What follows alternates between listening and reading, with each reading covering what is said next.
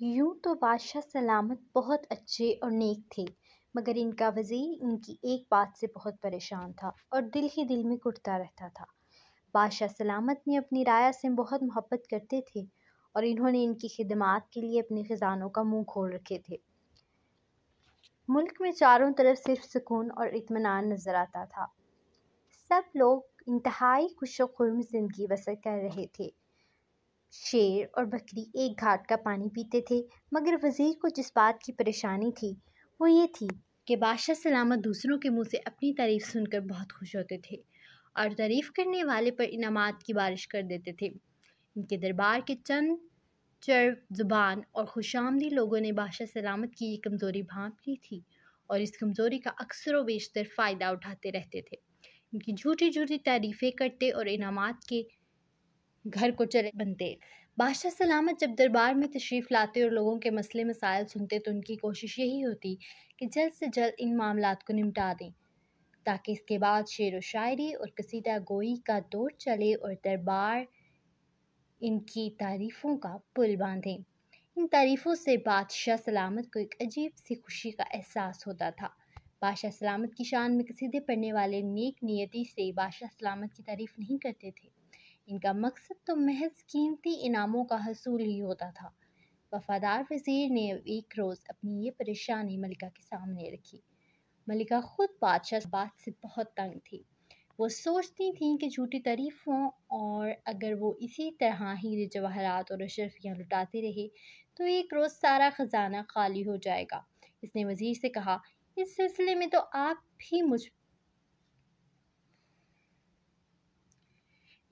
میں تو مجھے آپ پر ہی بھروسہ ہے۔ آپ بادشاہ سلامت کے وفادار ساتھیوں میں سے ہیں۔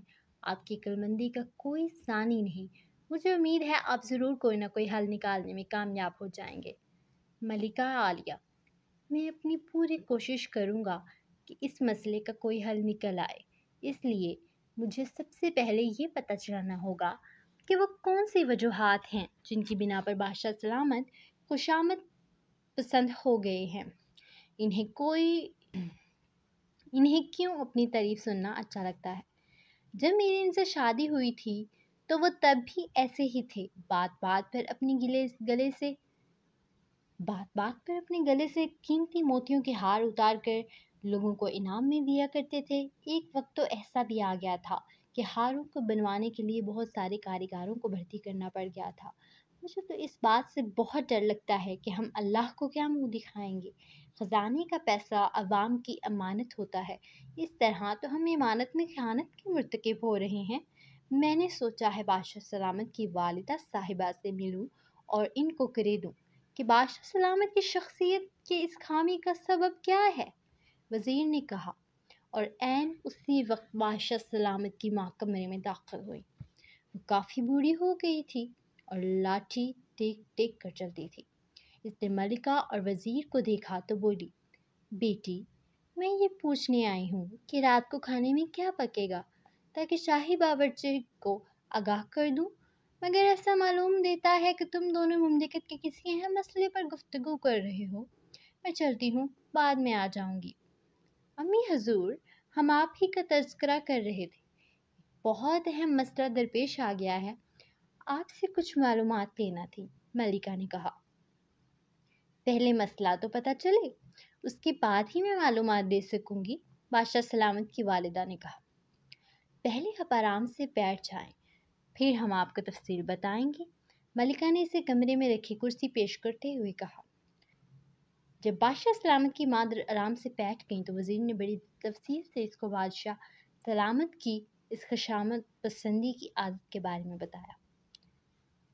جب اس کی بات ختم ہوئی تو بادشاہ سلامت کی ماں نے ایک ٹھنڈی سانس بھری اور بڑے تعصب سے بولی، اپنے بیٹے کی اس عادت کے ذمہ دار میں اور اس کے ابا حضور تھے۔ یہ بات سن کر ملکہ اور وزیر دونوں چونک پڑے۔ امی حضور، یہ آپ کیا کہہ رہی ہیں؟ ملکہ نے حیرت سے آنکھیں پھیلا کر کہا۔ ابھی بادشاہ سلامت کی ماں نے کوئی جواب بھی نہیں دیا تھا کہ بادشاہ سلامت کا بوڑھا باپ کھانستا ہوا اندر داخل ہوا۔ اس نے کہا، اس بڑھاپے نے ہمیں طرح طرح کی بیماریاں لگا دی ہیں، مگر حیرت انگیز طور پر ہماری سماعت بہت بہتر ہو گئی ہے۔ दूर ही से हम सब बातें सुन लेते हैं। हमने तुम सब की बातें भी सुन ली हैं। हमारी बेगम बिल्कुल ठीक फरमा रही है। अपने बेटे को खुशामद पसंद बनाने में हम दोनों का ही हाथ है। बादशाह सलामत की माँ को मलिका ने कुर्सी पेश की थी। अब बादशाह सलामत का बाप आया तो इसे कुर्सी पेश करने के लिए वजीर आगे बढ़ा। वो एक कुर्सी उठाकर इसके करीब लाया और बोला, तशरीफ रखिए। वो बैठ गया तो मलिका बड़ी फिक्रमंदी से बोली, जिस अंदाज में वो दोनों हाथों से अपनी दौलत लुटा रहे हैं, हमें तो लगता है कि बहुत जल्द खजाना खाली हो जाएगा। हमें वजीर साहब से बहुत उम्मीदें वाबस्ता हैं। हमें यकीन है कि वो जल्द इसका हल ढूंढ लेंगे। वजीर आगे बढ़ा, खंगार कर गला साफ किया, फिर हाथ बांध कर बोला, आप बादशाह सलामत के वालिदैन हैं। दोनों का ही ये कहना है कि इनकी इस खामी के पीछे आपका ही हाथ है। पता तो चले कि कैसे। अगर ये बात पता चल गई तो बादशाह सलामत का इलाज करना मुश्किल बात ना होगी। बादशाह सलामत के बाप ने कहा, लंबी कहानी है, तुम दोनों भी बैठ जाओ, खड़े खड़े थक जाओगे। जब मलका और वजीर बैठ गए तो उसने कहा, शुरू किया। ये इस वक्त की बात है जब हम नौजवान थे और हमारी नई नई ताजपोशी हुई थी और हम नए नए बादशाह बने थे। हमारे अब्बा ज़रूर पूरे हो गए थे, इस वजह से इन्होंने बादशाहत का ताज हमारे सर पर सजा दिया था। थोड़े अरसे बाद हमारी शादी एक इंतहाई हसीन और जमील शहजादी से हो गई। इसका रंग इतना साफ था कि जब पानी पीती थी तो गर्दन से जाता हुआ नजर आता था। इतना कहकर बादशाह सलामत के बाप ने अपनी बीवी की तरफ देखा। उसने शर्मा कर सर झुका लिया। उनके हुस्न जमाल का तफसीली तज़किरा हमने इसलिए किया है कि अपनी खूबसूरती को बरकरार रखने के लिए ये हर वक्त अपने बनाव सिंगार में लगी रहा करती थी। हम भी कुछ कम नहीं थे। हमें सैर सपाटे और शिकार का शौक़ था। हम अपनी मुश्किलों में गुमराह करते थे। थोड़े अरसे बाद अल्लाह ने हमें औलाद की नेमत से नबी नवाज दिया। हमारा शहज़ादा नहायत खूबसूरत था। इसकी पैदाइश पर हम दोनों ही बहुत खुश थे, मगर ना इन्होंने हर वक्त बनने संवरने वाली आदत छोड़ी और ना हमने अपने सैर सपाटे और शिकार की। हमारा शहज़ादा कनीज़ों और गुलामों के हाथों में परवरिश पाता रहा। वो थोड़ा बड़ा हुआ तो इसका दिल चाहता था कि हमारे साथ बैठे अपनी अच्छी अच्छी बातें हमें बताए और हम इसको शाबाश दें और इसकी तारीफ़ करें, मगर हम नादान बने अपनी अपनी पसंद की मसरूफियात में गुम थे। हमें अपनी बेवकूफ़ी की वजह से इसे छोटे से शहज़ादे के एहसासात का ख्याल ही नहीं रहा।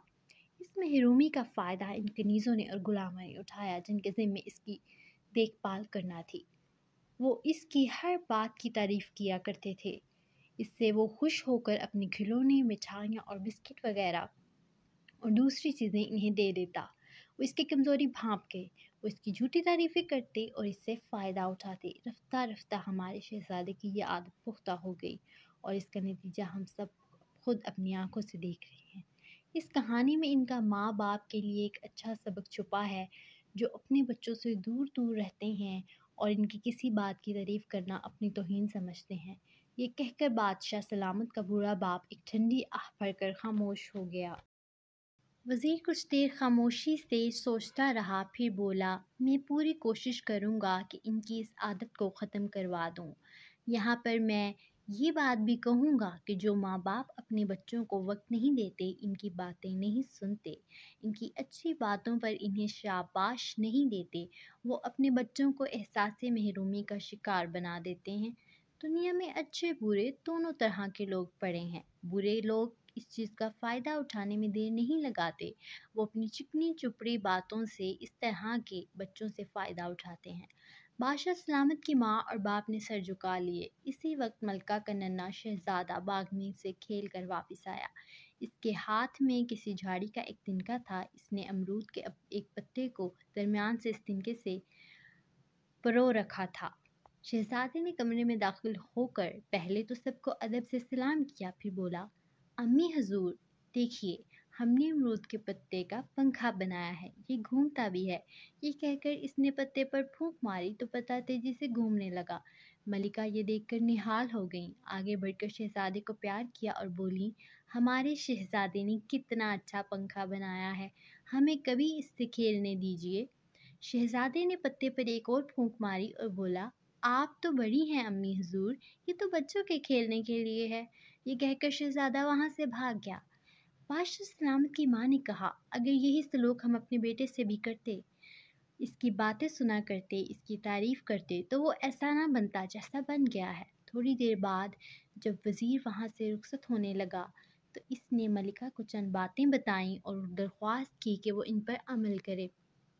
ملکہ نے اس کی باتوں کو گرہ میں باندھ لیا۔ رات کو جب بادشاہ سلامت اس کے ساتھ اپنے کمرے میں بیٹھے تھے اور ننھا شہزادہ ان کے سامنے کھیل رہا تھا تو ملکہ نے بڑے پیار سے کہا، اللہ کا شکر ہے، میں بھی کس قدر خوش قسمت ہوں کہ مجھے آپ جیسا شریف اور نیک شوہر نصیب ہوا ہے، جو شکل و صورت میں بھی یکتا ہے اور اپنے کردار میں بھی۔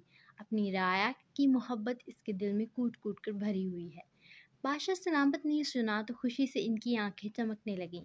انہوں نے اپنے گلے سے قیمتی موتیوں کا ہار اتار کر ملکہ کو پیش کیا۔ اس بات کا اظہار کرنے پر ہم اسے آپ کی نذر کرتے ہیں۔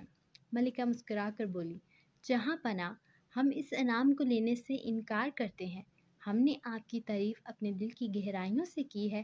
ہمارے خلوص اور محبت کی قیمت اس معمولی سے ہار سے ادا نہیں ہو سکتی۔ بادشاہ سلامت یہ سن کر حیران ہو گئے اور بولے، جب دوسرے لوگ ہماری تعریف کے گن گاتے ہیں اور ہم انہیں انعام دیتے ہیں تو وہ فوراً لے لیتے ہیں۔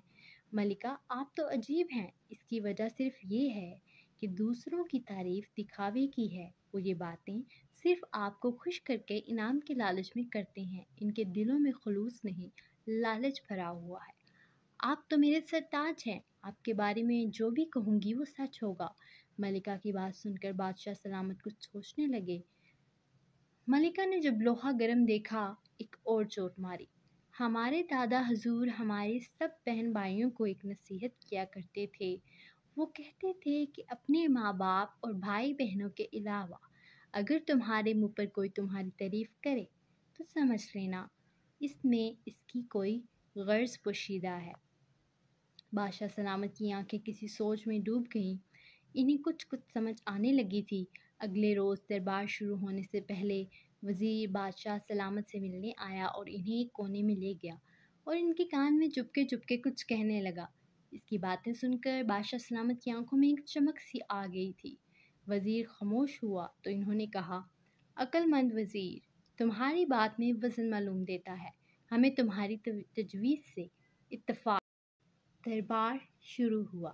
سامنے تمام امراء روزہ اور دوسرے بڑے بڑے لوگ کرسیوں پر براجمان تھے۔ ان میں سے ہر کوئی اپنے ذہن میں وہ باتیں دہرا رہا تھا جو اسے بادشاہ سلامت کی شان میں کہنا تھی۔ انہوں نے اپنے لباسوں میں کپڑے کے تھیلے چھپا رکھے تھے جن میں وہ انعام بھر بھر کر لی جاتے تھے۔ یہ انعام وہ بادشاہ سلامت کی جھوٹی تعریف کر کے بٹورتے تھے۔ دربار کی کارروائی دیکھنے کے لیے آج ملکہ بھی بادشاہ سلامت کے برابر میں بیٹھی تھی۔ وزیر نے اس خاص طور سے درخواست کی تھی کہ وہ آج دربار میں ضرور آ کر بیٹھے، بڑا مزہ آئے گا۔ دربار کی کارروائی شروع ہونے سے پہلے وزیر اپنی جگہ سے کھڑا ہوا۔ اس نے سب لوگوں کو مخاطب کر کے کہا، معزز اراکین دربار، آپ کو تو پتہ ہی ہے کہ ہمارے بادشاہ سلامت کس قدر رعایا پرور ہیں۔ سونے کے وقت کو نکال کر وہ ہر وقت ان کی فلاح و بہبود کے لیے سوچتے رہتے ہیں۔ وہ اس بات سے بھی پریشان رہتے ہیں کہ مزید کون کون سے کام کریں جن سے ان کی رعایا کو فائدہ پہنچے۔ وزیر کی اتنی بات ہی سن کر دربار میں واہ واہ کا شور مچ گیا۔ دو تین پرجوش درباری تو کرسیوں سے بھی اٹھ گئے۔ ہمارے ہر دل عزیز بادشاہ سلامت کا اقبال بلند ہو۔ یہ ہماری خوش قسمتی ہے کہ اللہ نے ہمیں ان کے زیر سایہ رہنے کی سعادت بخشی ہے۔ کھڑے ہونے پر اشخاص میں سے ایک نے کہا، اس بات پر دربار میں ایک شور سا مچ گیا۔ کان پڑی آواز سنائی نہیں دے رہی تھی۔ ملکہ یہ منظر بڑی دلچسپی سے دیکھ رہی تھی۔ اتنے بہت سے خوش آمدید اس نے ایک جگہ پہلے کبھی نہیں دیکھے تھے۔ وزیر نے کہا، اب آگے سنیے۔ یہ بات بہت خوشی کی ہے کہ دربار میں موجود سب لوگ دولت مند اور خوشحال ہیں۔ بادشاہ سلامت نے یہ فیصلہ کیا ہے کہ آئندہ جو بھی ان کی شان میں قصیدہ پڑھے گا، نظم یا غزل سنائے گا یا نثر میں ان کی تعریف کرے گا۔ اس کے ساتھ اسے 100 اشرفیاں بھی دینا پڑیں گی۔ ان اشرفیوں کو شاہی خزانے میں شامل کر کے ان سے غریبوں، بیواؤں اور یتیموں کی مدد کی جائے گی۔ غریب اور بے سہارا لڑکیوں کی شادیاں کروائی جائیں گی۔ بے گھر لوگوں کو سر چھپانے کا ٹھکانہ دیا جائے گا۔ اس طریقے سے جہاں ہم اپنے ہر دل عزیز بادشاہ سلامت کو خراج تحسین پیش کر سکیں گے، وہیں ڈھیر ساری نیکیاں بھی کما لیں گے، یعنی آرام کے عام اور گٹلیوں کے دام۔ وزیر کی بات ختم ہوئی تو شاہی دربار میں سناٹا چھا گیا۔ اتنی خاموشی تھی کہ اگر وہاں ایک سوئی بھی گر جاتی تو سب اس کی آواز سن لیتے۔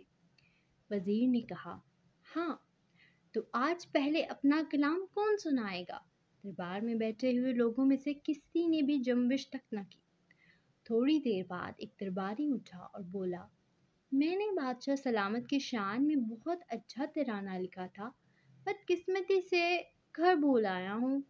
دوسرے نے کہا، رات بچوں نے ہی پیچھا نہیں چھوڑا، قصیدہ لکھنے کا وقت ہی نہیں ملا۔ غرض سب لوگوں نے کوئی نہ کوئی بہانہ گھڑ کر سنا دیا۔ جب سب اپنی اپنی کہہ کر خاموش ہو گئے تو بادشاہ سلامت نے گرج کر کہا، ہم تم سب کی چالاکیاں سمجھ گئے ہیں۔ تم سب لوگ ہمارے دربار سے نکل جاؤ۔ ہمیں ایسے مطلبی اور خود غرض درباریوں کی ضرورت نہیں ہے۔ بادشاہ سلامت کے بیوقوف بنا کر فائدہ اٹھانے والے تمام درباری بہت شرمندہ ہوئے اور دربار سے اٹھ کر چلے گئے۔ اس روز کے بعد سے بادشاہ سلامت نے اپنی اس عادت سے چھٹکارا پا لیا اور حکومت کے دوسرے کاموں میں مشغول ہو گئے۔ وہ روز دربار لگاتے تھے اور لوگوں کی شکایتیں سن کر ان کا ازالہ کرتے تھے۔ ان کی اس تبدیلی سے ملکہ اور وزیر بہت خوش تھے، اس لیے کہ بادشاہ سلامت کو اپنی غلطی کا احساس ہو گیا تھا، جس کی وجہ سے ان کو مطلب پرست خوشامدیوں سے نجات مل گئی تھی۔ ملکہ کے دل میں وزیر کی عزت بڑھ گئی تھی اور وہ اس کی احسان مند تھی، کیونکہ اس کی عقل مندی کی وجہ سے بادشاہ سلامت راہ راست پر آ گئے تھے۔